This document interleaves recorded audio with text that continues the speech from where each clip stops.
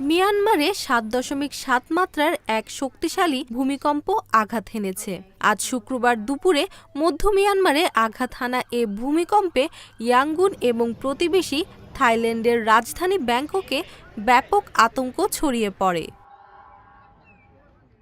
এই ঈদে জামা জুতো অ্যাক্সেসরিজের ডিসকাউন্ট।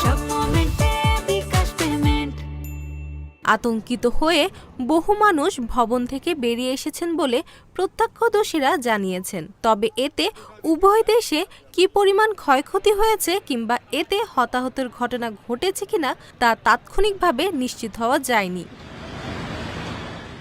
মার্কিন ভূতাত্ত্বিক জরিপ সংস্থা USGS জানিয়েছে ভূমিকম্পটি ৭.৭ মাত্রার এবং এর গভীরতা ছিল ভূঅভ্যন্তরের ১০ কিলোমিটার গভীরে। প্রথমবার আঘাত হানার পর আরেকটি শক্তিশালী আফটারশক অনুভূত হয়।